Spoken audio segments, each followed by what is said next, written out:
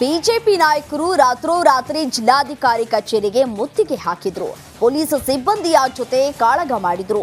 ಕೇಸರಿ ಪಕ್ಷದ ಕಾರ್ಯಕರ್ತರ ಆಕ್ರೋಶ ಸ್ಫೋಟಗೊಂಡಿದ್ದಾದ್ರೂ ಯಾಕೆ? ಈ ಕುರಿತ ಒಂದು ವರದಿ ಎಲ್ಲಿದೆ ನೋಡಿ.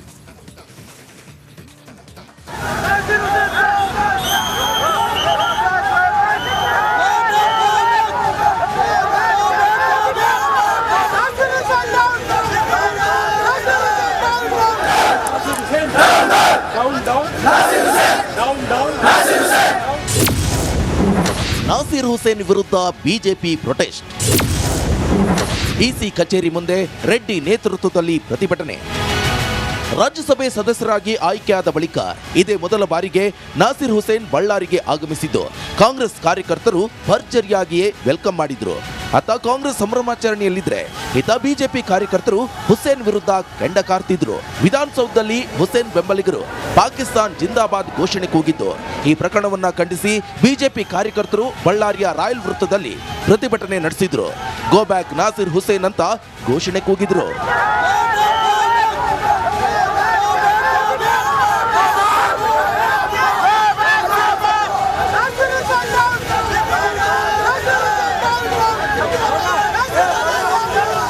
ಹುಸೇನ್ ಬಳ್ಳಾರಿ ಬರಲು ನಾವು ಬಿಡಲ್ಲ ಅಂತ ಬಿಜೆಪಿ ಕಾರ್ಯಕರ್ತರು ಹಠಕ್ಕೆ ಬಿದ್ದಿದ್ರು. ಈ ವೇಳೆ ಪೊಲೀಸರು ಮತ್ತು ಪ್ರತಿಭಟನಾಕಾರರ ನಡುವೆ ತಳ್ಳಾಟ ನೂಕಾಟ ನಡೆದಿತ್ತು. ಈ ವೇಳೆ ಪೊಲೀಸರು ದೈಹಿಕ ಹಲ್ಲೆ ಮಾಡಿದ್ದಾಗಿ ಬಿಜೆಪಿ ಆರೋಪ ಮಾಡಿದೆ. ಪೊಲೀಸರ ವಿರುದ್ಧ ಶಾಸಕ ಸೋಮಶೇಖರ್ ರೆಡ್ಡಿ ನೇತೃತ್ವದಲ್ಲಿ ಜಿಲ್ಲಾಧಿಕಾರಿ ಕಚೇರಿ ಮುಂದೆ ಧರಣಿ ಮಾಡಿದ್ರು. ಅವ್ರಿಗೆ ನಾವು ಬೈಕ್ ರ್ಯಾಲಿ ಮಾಡ್ತೀವಿ ಅಂದ್ರೆ ಅದಕ್ಕೂ ನಾವು ಪರ್ಮಿಷನ್ ಕೊಡಲ್ಲ ಅಂತ ಹೇಳಿದವರು ಇವತ್ತು ಏನು ಸರ್ಕಾರ ಅವ್ರದ್ದಿದೆ ಅಂತೇಳಿ ನಾಸೀರ್ ಹುಸೇನ್ ಅವರು ಬರ್ತಾರೆ ಅಂತೇಳಿ ಒಂದು ನಮ್ಮ ಜಿಲ್ಲಾ ಉಸ್ತುವಾರಿ ಮಂತ್ರಿ ಎಲ್ಲರೂ ಹೋಗಿ ಅವ್ರಿಗೆ ಹೂ ಗುಚ್ಛ ಕೊಟ್ಟು ಅವ್ರನ್ನ ಆಹ್ವಾನ ಮಾಡ್ತಾರೆ ಅಂತಂದರೆ ಇದು ಯಾವ ದೇಶ ಭಕ್ತಿ ವಿಷಯ ಅಂತ ನಾವು ಹೇಳಬೇಕು. ಕೊನೆಗೂ ಪ್ರತಿಭಟನಾ ಸ್ಥಳಕ್ಕೆ ಆಗಮಿಸಿದ ಜಿಲ್ಲಾಧಿಕಾರಿ ಪ್ರಶಾಂತ್ ಮಿಶ್ರಾ ಪ್ರತಿಭಟನಾಕಾರರಿಂದ ಮನವಿ ಪತ್ರ ಸ್ವೀಕರಿಸಿದ್ರು.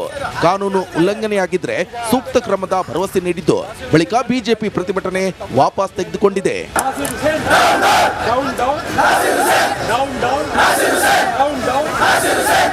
Bureau report, republic Kannada, Bengaluru.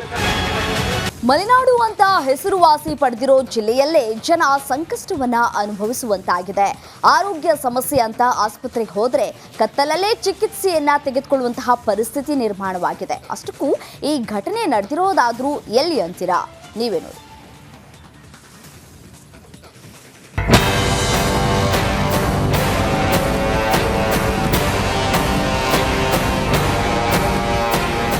Mobile torch ಬೆಳಕಿನಲ್ಲಿ ಕಾಣಿಸ್ತಾ ಇರೋ ಆಸ್ಪತ್ರೆಯ ಸಿಬ್ಬಂದಿ, ಟಾರ್ಚ್ ಹಿಡಿದು ಮಹಿಳೆಗೆ ಚಿಕಿತ್ಸೆ ನೀಡ್ತಾ ಇರೋ ನರ್ಸ್.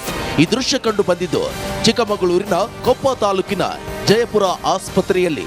ರಾತ್ರೋರಾತ್ರಿ ಯಾರಿಗಾದ್ರೂ ಎಮರ್ಜೆನ್ಸಿ ಆದ್ರೂ ಕತ್ತಲಲ್ಲೇ ಟ್ರೀಟ್ಮೆಂಟ್ ಪಡೆದುಕೊಳ್ಳುವ ಪರಿಸ್ಥಿತಿ.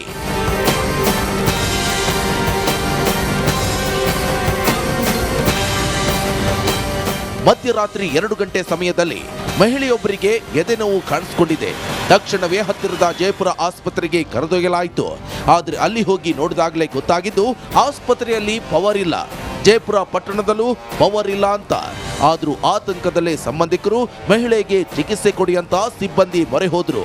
ತಕ್ಷಣ ಸಿಬ್ಬಂದಿ ಅಲರ್ಟ್ ಆಗಿ ಮೊಬೈಲ್ ಟಾರ್ಚ್ ಹಿಡಿದು ಪ್ರಾಥಮಿಕ ಚಿಕಿತ್ಸೆ ನೀಡಿದ್ರು. ಬಳಿಕ ಸಂಬಂಧಿಕರು ಮಹಿಳೆಯನ್ನ ಕೊಪ್ಪ ಆಸ್ಪತ್ರೆಗೆ ಕರೆದೊಯ್ದಿದ್ದು ಅಲ್ಲಿ ಟ್ರೀಟ್ಮೆಂಟ್ ಪಡೆದು ಮಹಿಳೆ ಗುಣಮುಖರಾಗಿದ್ದಾರೆ.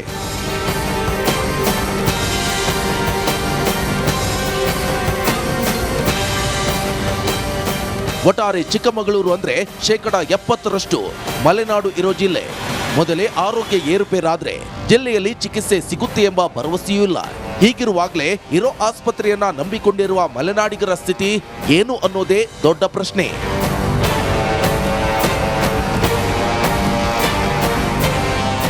ಚೇತನ್ ಪದ್ಮಶಾಲಿ, ರಿಪಬ್ಲಿಕ್ ಕನ್ನಡ, ಚಿಕ್ಕಮಗಳೂರು.